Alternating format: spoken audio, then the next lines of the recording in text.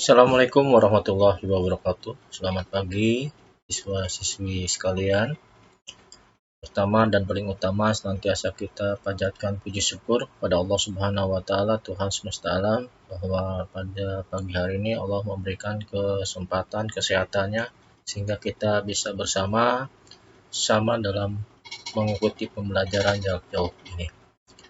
Anak-anakku sekalian, pada pertemuan yang kedua ini, Bapak akan menerangkan kaitannya dengan sifat koligatif larutan berkaitan dengan penurunan tekanan uap jenuh, kenaikan titik didih, penurunan titik beku, dan tekanan osmotik serta koligatif larutan elektrolit. Baik anak-anakku sekalian, kita melangkah ke materi selanjutnya, yaitu kita akan menerangkan kaitannya penurunan tekanan uap jenuh. Penurunan tekanan uap jenuh. Pada setiap suhu, zat cair selalu mempunyai tekanan tertentu. Tekanan ini adalah tekanan uap jenuhnya pada suhu tertentu. Penambahan suatu zat ke dalam zat cair menyebabkan penurunan tekanan uapnya. Hal ini disebabkan karena zat larut itu mengurangi bagian atau fraksi dari pelarut, sehingga kecepatan penguapan berkurang. Nah, menurut hukum Raoult bahwa tekanan uap jenuh larutan sama dengan tekanan uap jenuh pelarut murni dikalikan fraksi mol zat terlarut, di mana P sama dengan P derajat kalikan XB, di mana P adalah tekanan uap jenuh larutan, P derajat adalah tekanan uap jenuh pelarut murni, dan XP adalah fraksi mol pelarut. Karena XA tambah XB sama dengan 1, maka persamaan di atas dapat diperluas menjadi P sama dengan P derajat dalam kurung 1 dikurangi XA. Turunannya P sama dengan P derajat dikurangi P kalikan XA. Dan P dikurangi P sama dengan P derajat kalikan XA. P derajat min P inilah disebut penurunan sama dengan P derajat kali XA, di mana delta P adalah penurunan tekanan uap jenuh pelarut, P derajat adalah tekanan uap pelarut murni, dan XA adalah fraksi mol zat terlarut. Contoh misalnya, hitunglah penurunan tekanan uap jenuh air bila 45 gram glukosa ml 180 dilarutkan dalam 90 gram air.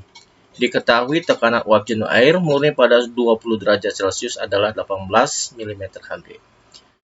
Kita hitung mol glukosanya dulu. Mol glukosa itu adalah beratnya 45, mR-nya 180. Berarti 45 dibagi 180 sama dengan 0,25 mol. Mol air kita hitung, berat masanya 90, mR-nya 18, sehingga didapatkan 5 mol. Maka fraksi mol glukosa adalah 0,25 dibagi mol total. 0,25 tambah 5 ya sama dengan 0,048.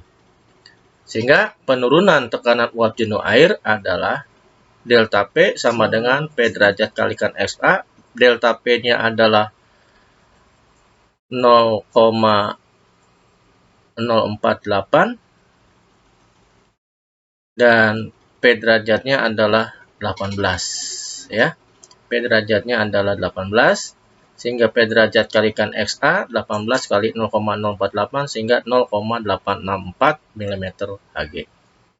Ya, itu contoh perhitungan kaitannya dengan penurunan tekanan uap jenuh. Nah, kita melangkah ke selanjutnya, yaitu kenaikan titik didih. Nah, kenaikan titik didih ini, adanya penurunan tekanan uap jenuh mengakibatkan titik didih larutan lebih tinggi dari titik didih pelarut murninya. Untuk larutan non-elektrolit, kenaikan titik didih dinyatakan dengan penurunan delta TB sama dengan molalitas kali konstanta titik didihnya, ya, di mana delta TB adalah kenaikan titik didih, M molalitas larutan, Kb adalah tetapan kenaikan titik didih larutan. Nah, bagaimana perhitungannya? Karena molalitas adalah berat per mR kali 1000 per P, W ini adalah massa zat larut, maka kenaikan titik didih larutan dapat dinyatakan sebagai delta TB sama dengan W per mR kali 1000 per P kalikan Kb. Apabila pelarutnya air dan tekanan udara 1 atm, maka titik didih larutan dinyatakan sebagai delta TB sama dengan 100 plus delta TB derajat Celcius. 100 dari mana? Ini 100 dari titik didih air. Ya, titik didih air itu adalah 100 derajat Celcius. Nah, kita melangkah ke penurunan titik beku. Sama halnya dengan kenaikan titik didih, penurunan titik beku juga adalah untuk penurunan titik beku persamaan dinyatakan sebagai delta TF M kalikan KF, di mana W per MR kali 1000 per P kalikan KF. Hampir sama seperti halnya dengan titik didih, cuman perbedaan adalah lambangnya. Kalau titik didih adalah TB, kalau titik beku adalah TF. TF ini kepanjangan dari freezer. Kalau delta TB, B-nya itu kepanjangan dari boil. Boil itu artinya titik didih. Di mana delta TF penurunan titik beku, M molalitas larutan, KF tetapan penurunan titik beku molar, W massa zat larut, MR massa molekul relatif zat larut, P massa pelarut. Apabila pelarutnya air dan tekanan udara 1 atm, maka titik beku larutan dinyatakan sebagai TF sama dengan 0 dikurangi penurunan delta TF derajat Celcius. Nah, selanjutnya adalah tekanan osmosis. Tekanan osmosis atau tekanan osmotik ini adalah tekanan yang diberikan pada larutan yang dapat menghentikan perpindahan molekul-molekul pelarut ke dalam larutan melalui membran semi-permeable, proses osmosis. Nah, menurut faktor Van Hoff, tekanan osmotik ini mengikuti hukum gas ideal, yaitu VV-nRT. Ya, gas ideal itu hukum termodinamika, kedua itu yang PP-nRT. Nah, dari hukum inilah kita bisa diambil tekanan osmotiknya. Karena tekanan osmotik dilambangkan dengan V, maka P sama dengan N per V, R kalikan T. Itu sama dengan N per V itu adalah molaritas atau C, R itu adalah tetapan Boltzmann, dan T adalah suhunya.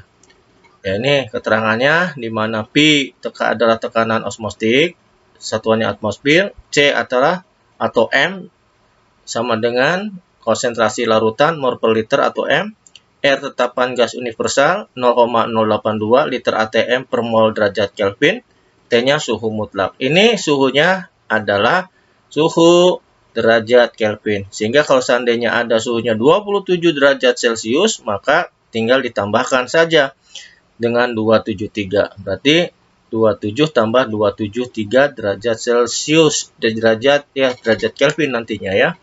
Sehingga nanti hasilnya 27 tambah 273 jadi 300 derajat Kelvin. Ya. Jadi kalau di dalam Kelvin itu dia mulainya dari 273 sampai 373.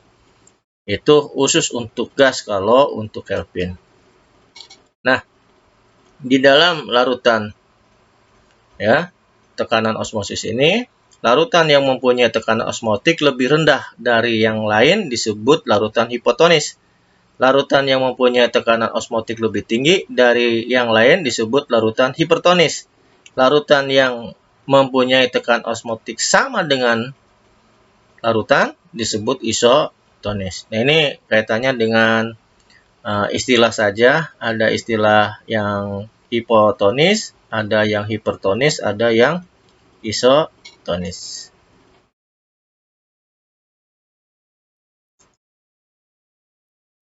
Nah, kita lihat selanjutnya adalah sifat koligatif larutan elektrolit. Yang tadi adalah non-elektrolit. Nah, untuk sifat koligatif larutan elektrolit dalam pelarutnya mempunyai kemampuan untuk mengion. Hal ini mengakibatkan larutan elektrolit mempunyai jumlah partikel yang lebih banyak daripada larutan non-elektrolit pada konsentrasi yang sama. Misalnya contoh, larutan 0,5 mol glukosa dibandingkan dengan larutan 0,5 mol garam dapur. Untuk larutan glukosa dalam air jumlah partikel atau konsentrasinya tetap yaitu 0,5 mol.